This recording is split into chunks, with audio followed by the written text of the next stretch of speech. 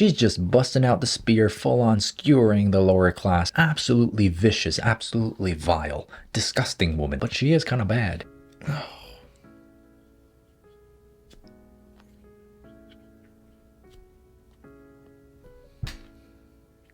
Oh, welcome back, guys. You've read the title, you've seen the thumbnail. Some lucky OCs of yours is gonna get their lives absolutely ruined today because, hey, I'm an artist.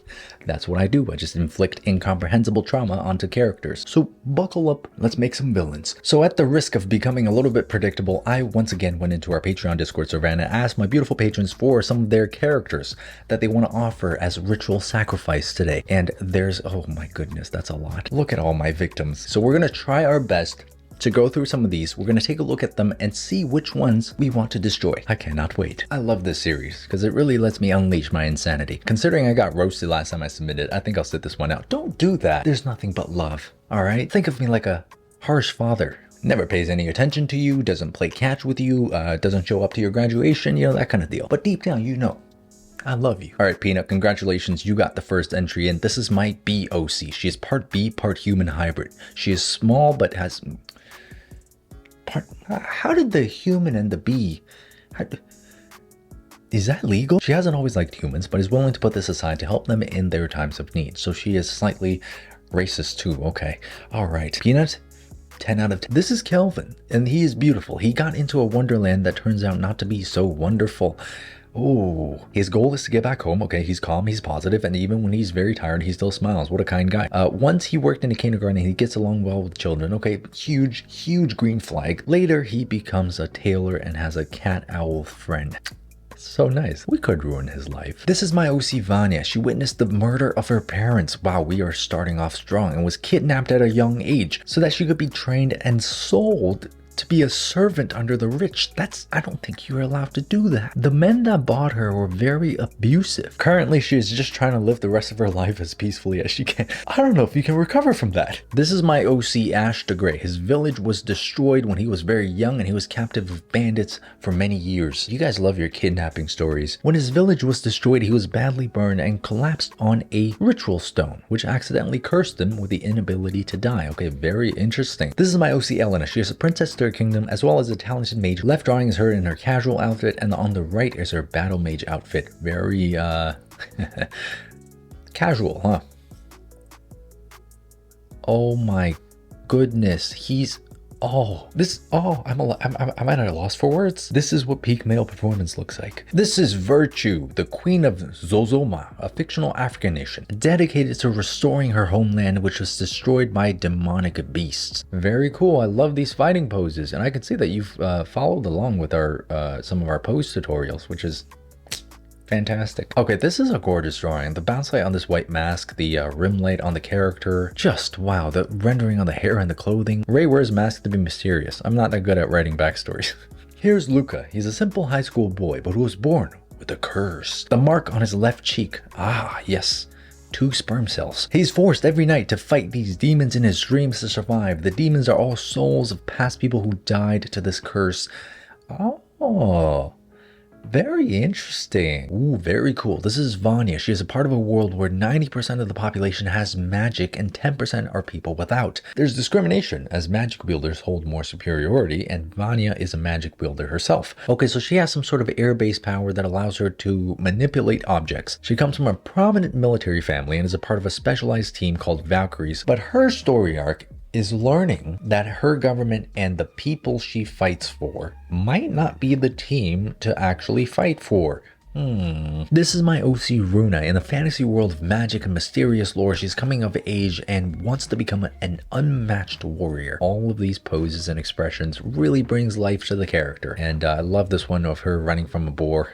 And she is jacked. My goodness, to have arms like that. All right, guys, so I've done some thinking. I've picked out a few lucky victims that we're going to turn evil today. First up, we've got, Luca. All right, so what's going on here? Now, Luca exists in a world where he's cursed to always be fighting demons at night in his dreams. Now, I'm not entirely sure where he got the idea that these demons happen to be the souls of people who died to this curse. Because, well, in my villain version world of this character, they are the souls of other living people. It's actually this curse that misleads him into seeing them as demons. So from his perspective, he is just doing his thing. He's just conjuring weapons. He's fighting these souls. He's just trying to survive. He's doing the right thing, and these people are dead already. So what's the harm in fighting some demons and killing some souls? So every night he goes to sleep. He is unknowingly destroying the soul and taking the life of somebody else who inhabits this world. And despite the fact that he sees these other people as demons,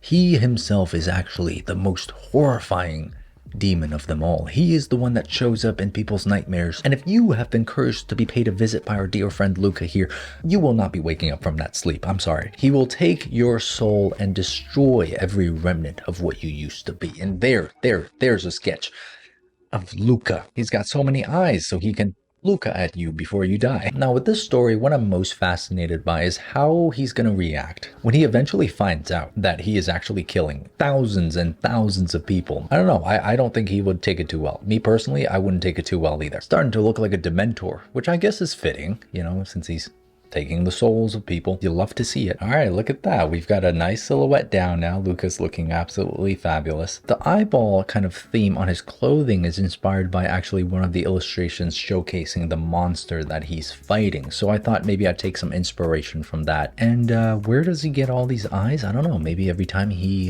destroys someone's soul, a new eyeball pops up. Maybe it'll help him find even more victims. It might be one of the most disturbing things I've ever drawn.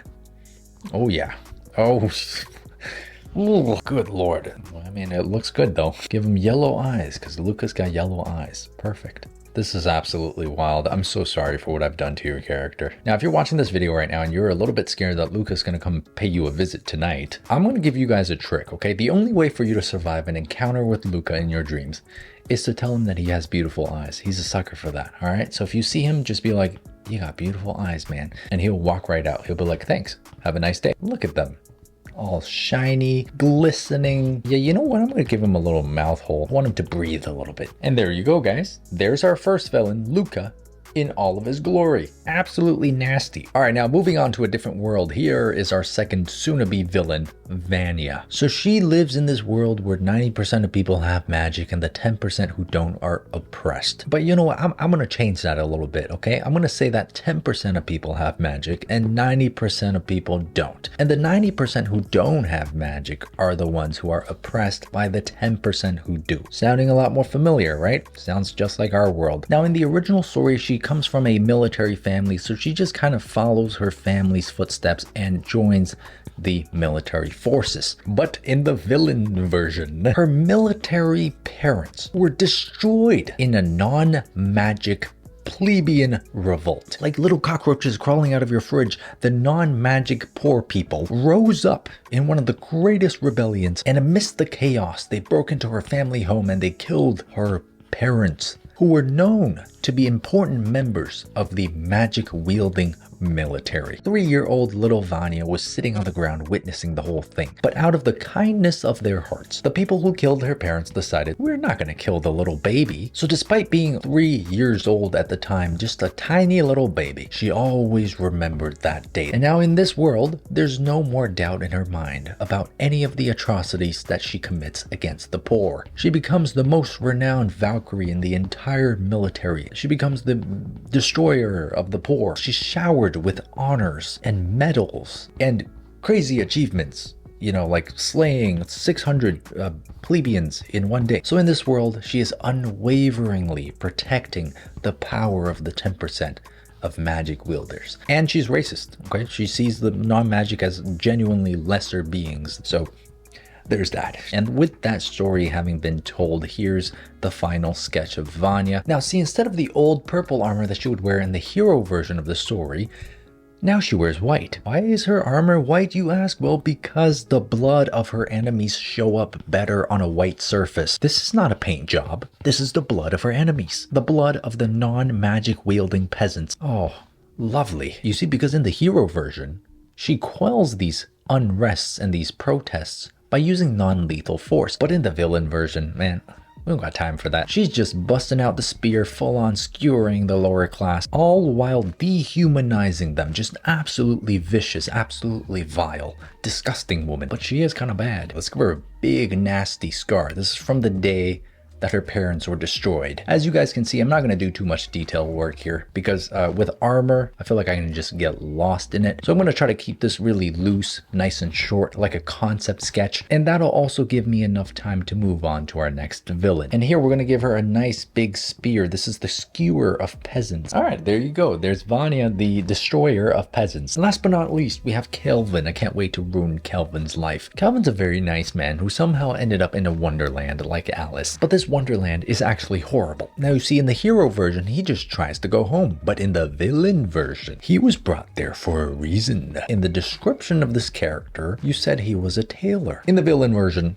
he was also a tailor, but he was like the best tailor there ever was. He's so good. But see, this wonderland that he somehow fell into, he was summoned here by the monsters and the evil spirits. These monsters are so gluttonous and so greedy and so hungry that they've devoured everything in their own world. So they're searching for other worlds to devour. And Kelvin, being the best tailor in the world, he was so good that they realized they could use his powers to weave the fabric of the worlds. So they took him hostage. The monsters gave him an offer. Either he can open a door into his world and allow them to periodically feed on the residents of that world, or they will keep him in this wonderland forever and he'll never get to see his family ever again. If he does agree to the deal, innocent people will die, but they promised him that his family and loved ones will be kept safe. So very reluctantly, Kelvin agrees to this deal because he can't imagine going for the rest of eternity without seeing his loved ones ever again. And he's a coward. He's a cowardly man. Now, by agreeing to this deal, he is allowed to return to his home. And in exchange, every few months, he has to weave together the fabrics of these two worlds and allow the monsters to come into his world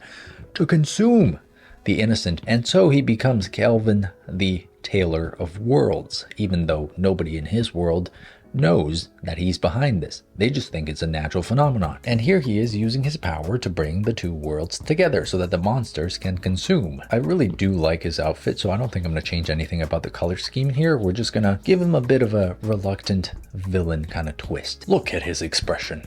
This is a tormented man. And just for some dramatic effect here, let's put him in shadow. We're gonna add some bounce light, some very ominous lighting on his face, just like that. Maybe we'll make his eyes glow. Oh my goodness, that is beautiful. Okay, this lighting was definitely a good decision. We're gonna add some detail onto his clothing. So we're almost done. For the most part, I'm just gonna try to refine some of these shapes a little bit, add in some final details. I'm gonna just carve out this silhouette a little bit more of his hair. And boom, there we go. There's Kelvin. Kelvin, the weaver of worlds, conjuring the demons so that they can eat your family. So there we go, guys. We had a really good run today, destroying some hero OCs. Let me know which one is your guys' favorite. Is it Luca, the stealer of souls? Is it Vanya, the great glorious destroyer of the poor? Or is it Kelvin, the weaver of worlds? Huge thank you to my patrons on Patreon for submitting their characters. If you like this video, please do subscribe to my channel for more content just like this, and go check out my Patreon for monthly tutorials and process videos. With that being said,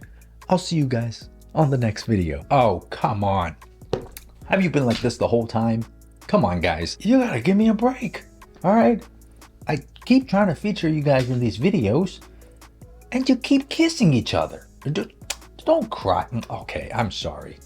It's okay. It's okay. God.